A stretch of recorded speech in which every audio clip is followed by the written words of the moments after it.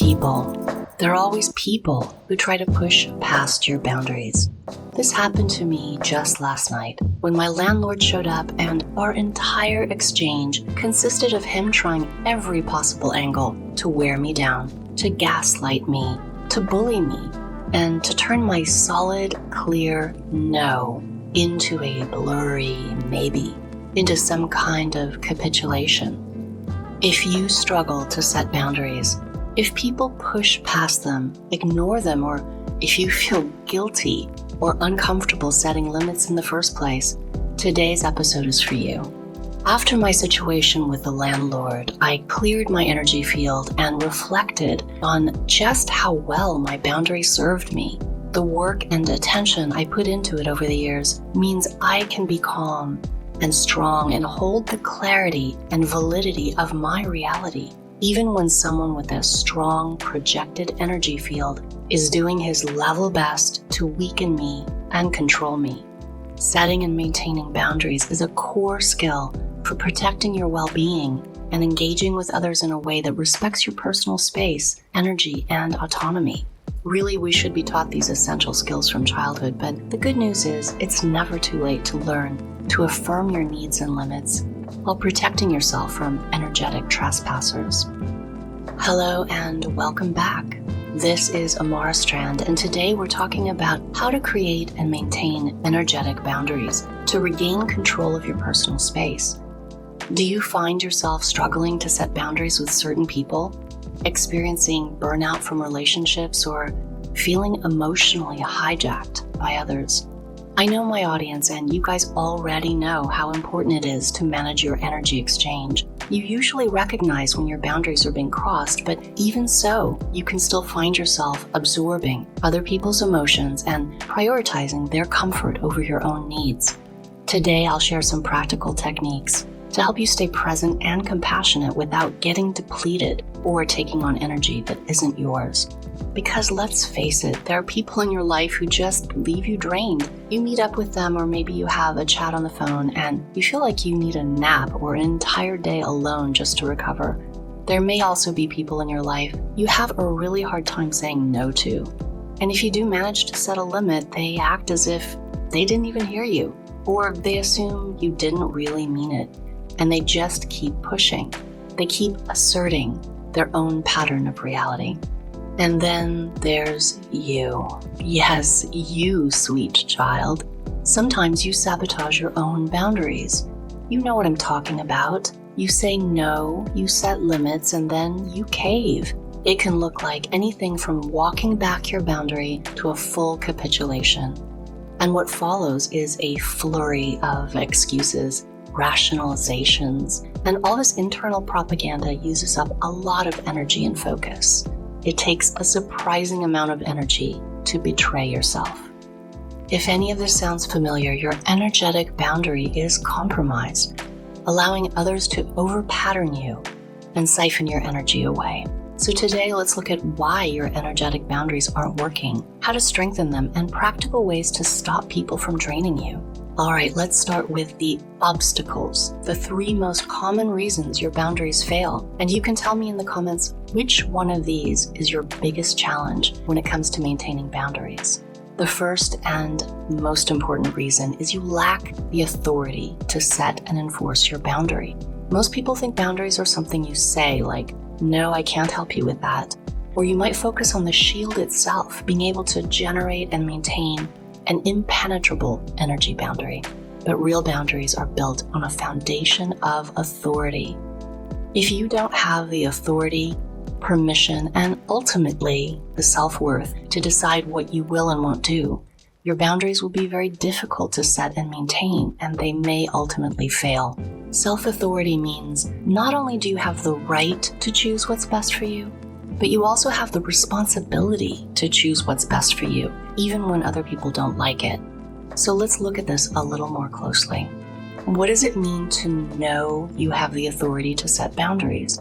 I mean, you may intellectually understand that you are the authority in your own life, and you may agree with this and want this to be true. You might make affirmations to claim it, but that's not the same as knowing. It comes down to knowing who you are and your ability to maintain that awareness.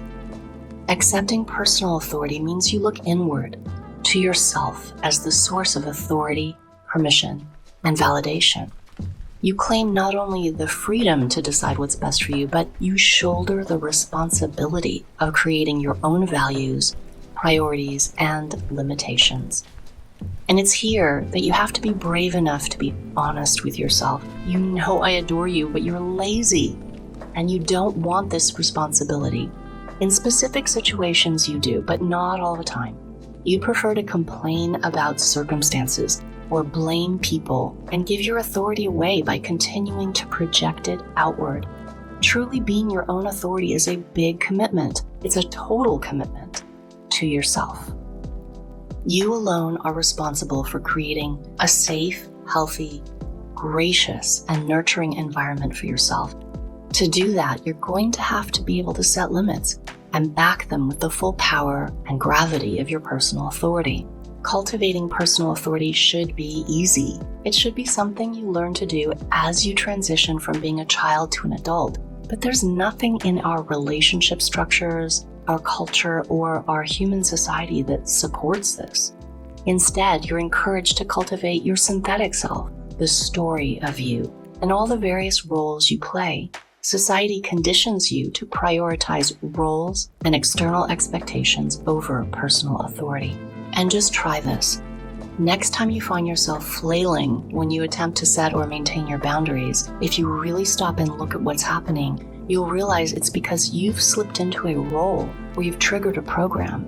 In other words, it's because your synthetic self has taken over, and that role doesn't have permission. It doesn't have the authority necessary to set boundaries.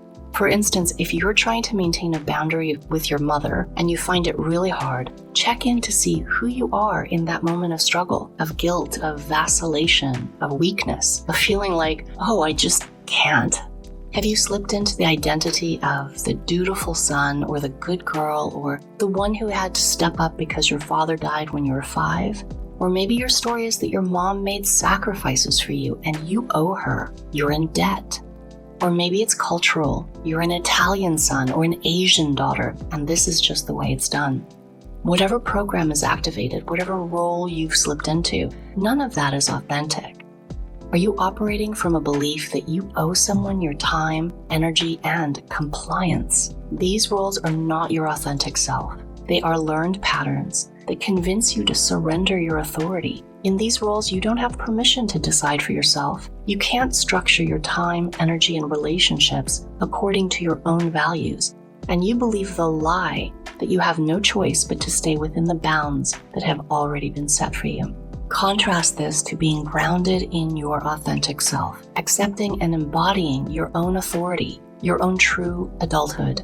In this state, you see all that. You see all the roles, you see the synthetic self, and you appreciate how powerful these are. But even so, you're not willing to be bound by them. You shape your own reality and you cultivate the inner strength to withstand the consequences, the blowback you'll inevitably incur.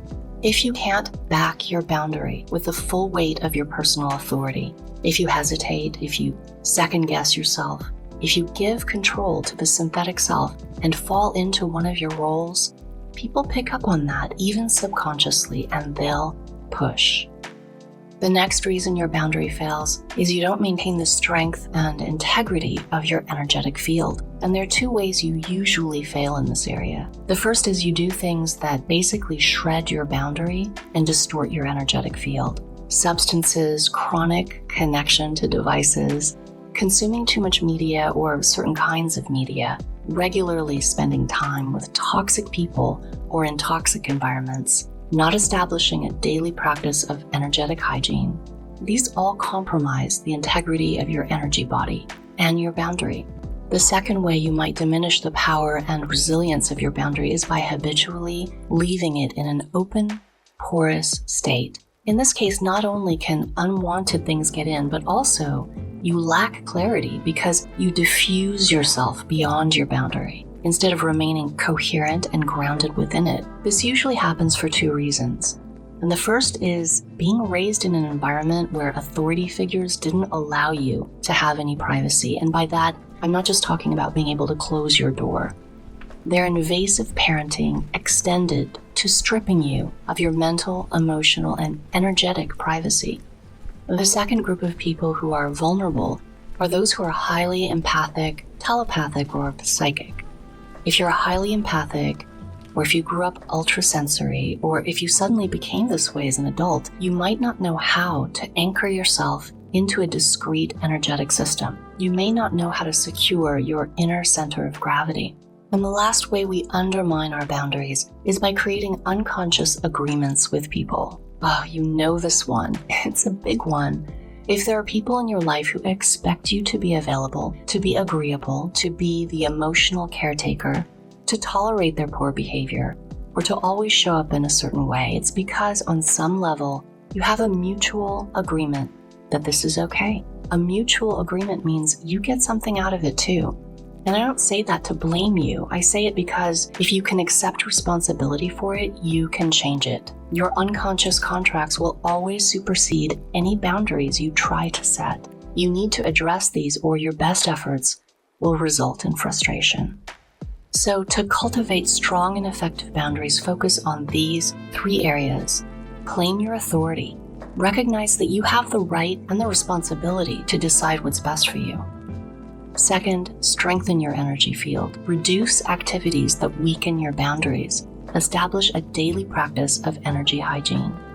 And lastly, revoke unconscious agreements. Identify where you've given silent permission for people to overstep your boundaries. So you likely already recognize the obvious energy vampires in your life, but let's examine some more nuanced ways that we lose energy with people. Consider not just who drains you, but under what specific circumstances and what subtle sensations and signals happen at the beginning of energy depletion. There's no need to wait until it's all over to realize your tank has been emptied. Your physical body and your energy body will give you signals before the draining even begins. These are subtle, but you can train yourself to pick up on them. Ask yourself the following. What interactions do I find myself needing to recover from, even if the interaction itself seemed positive? When do I feel a subtle resistance before engaging with someone? And where in my body do I first notice the sensation of energy depletion? Which interactions leave me feeling scattered, diluted, or unable to carry out my intentions? Which relationships leave me feeling subtly confused about my own thoughts, emotions, intentions, or self-worth? If you're an empath, you already know that you're taking on others' emotional states. The advanced practice is learning to differentiate between empathy and absorption. Empathy allows you to understand another's emotions while maintaining your distinct emotional identity, and most importantly, honoring the boundary of your own energy field.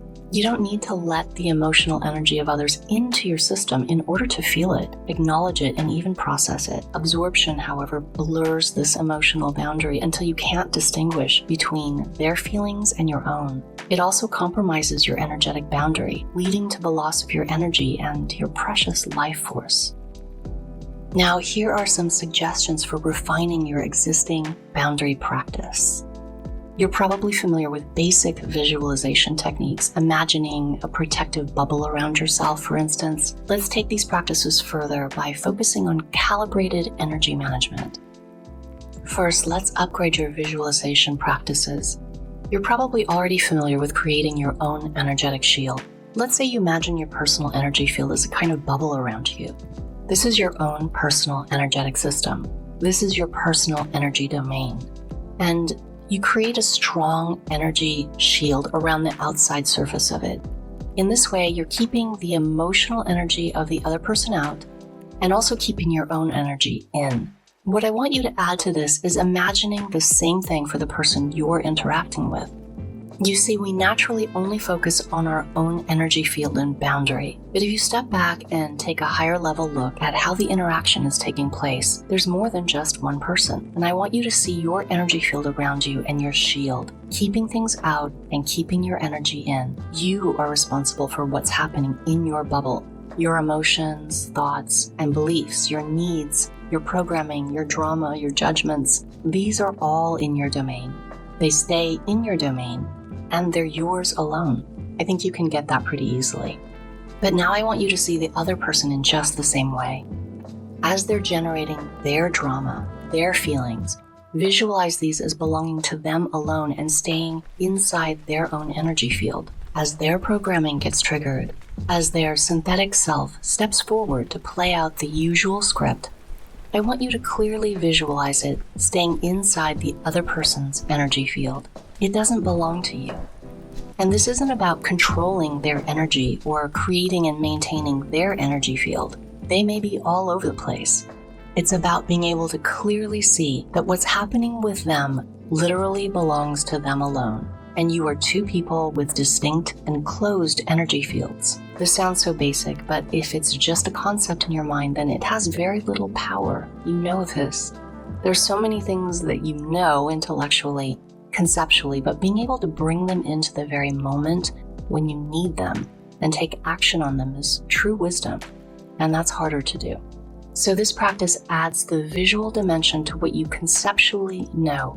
When I say the other person's feelings, thoughts, beliefs, and problems don't belong to you, I want you to turn that mental concept into a clear visualization in real time. See everything they're generating. You can see it as shapes or colors or light or swirling fog or whatever. Just notice that it belongs to them and see it filling up their energy sphere and going no further. You're contained in your sphere. You own and manage your own stuff. They are in their sphere, and whatever happens in there belongs to them. This is not an uncaring approach. Your system can't digest what belongs to other people, particularly their emotions. And this is true for everyone, but especially important for highly empathic people to realize. You can feel with a person. You can be empathic and deeply compassionate without opening your boundary and absorbing another person's energy directly. I can feel with you without mainlining your emotions directly into my veins. Another advanced boundary technique is to program your boundary to create a buffer space of awareness between your energy sphere and the other person's energy sphere. Imagine your boundary emanating a buffer zone between your two spheres. The buffer zone transforms emotional energy into calm awareness. Now, let's say you sense the other person is feeling anxiety. As before, the anxiety remains within their sphere, and in the buffer zone between you, the anxiety is transformed into a calm awareness of the anxiety. Now you can access that calm awareness of their anxiety and decide how to respond. You haven't absorbed their anxiety, and you don't even need to touch it in its original potent form. Use the buffer to remove the potency of the emotional energy, whilst retaining the awareness of it. For those of you who find visualization challenging, physical anchoring techniques provide a tangible alternative. And actually, even if you're great at visualization, these physical anchors can boost the effectiveness of your practice. Try this. Choose a physical object that you can wear or carry, a ring for instance, and deliberately imbue this object with your intention to protect your energy field, your inner domain. Throughout the day, when you touch this object, it serves as an instant trigger to become aware of your energy dynamic with those around you and to recalibrate your boundary. Instead of an object, you can also use a discrete hand gesture or other physical action. And whenever you make this gesture, you trigger a heightened awareness of your energy field and you recalibrate your boundary. And once you set a boundary, you have to maintain it. And that means no over-explaining. You don't owe people a long speech or repeated explanations. Don't give in to guilt. Remember, the emotions, beliefs, and opinions of others aren't your responsibility. And no equivocating. The first time you enforce a boundary, expect pushback. And that doesn't mean you're wrong. It means they're used to the old dynamic. Resist the reflex to walk back your boundary or negotiate it down to a more palatable version. Now, let's address the guilt that often accompanies honoring your own needs and priorities. The guilt comes from two sources, the other person or yourself. If the other person is trying to make you feel guilty for having a boundary, remind yourself that this is pure manipulation. And let's be clear, even people who love and adore you try to manipulate you all the time. For those of you who have children, you know this. But there are bad manipulators too. If the person is manipulating you because they are controlling, needy, or narcissistic, then you need to give serious thought as to why you are involved with them. If the guilt is coming from within, then it's telling you to examine and update your programming. There's some old belief pattern that says you don't have permission, you don't have the right, and that it's more important to adhere to the other person's comfort zones than to assert your own. And this is very likely a childhood program, and you can identify and change it. Just check out some of my past podcasts where I take specific real-life examples from my audience and unravel their childhood programming. Guilt is a big flashing sign that says, look here, look deeper. There's an outdated program that doesn't serve you, and it's time to take care of it. Sometimes you have to maintain boundaries in really challenging situations. Family and work are two areas where your boundaries will face the greatest pressure.